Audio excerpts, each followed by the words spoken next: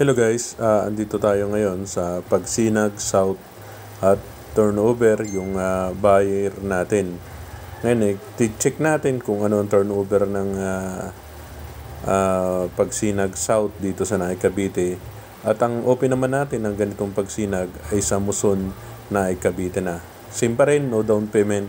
Pero tumaas po ang TCP kasi ang pagsinag po ngayon is 1.2 na, dating 850. Pero ang floor area naman po is lumaki, naging 44 square meter. Ito po ang turnover natin. Sa turnover po, magkakaroon tayo ng checklist.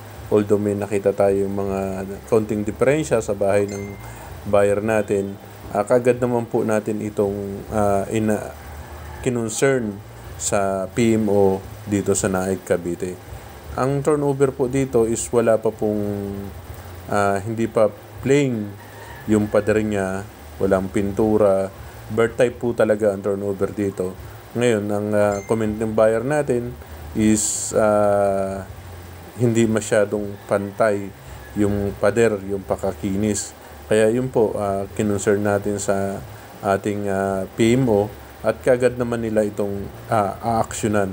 Nag-take note naman, pinakita natin yung mga picture para sa ganun po is maayos agad yung bahay. Kung lilipat na po si buyer is ma-advise agad po siya.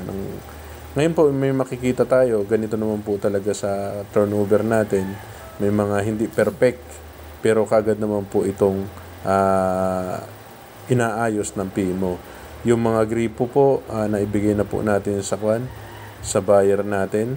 Ayan, kung makikita nyo po yung pader po dito sa Pagsinag South ay hindi po talaga makinis. Ayan, sa madaling salita, hindi po makinis. Kaya yun po, pinakita na po natin sa PMO yan. Tulad nga sabi ko, ito po, isa pa pong concern na nakita natin. Ayan.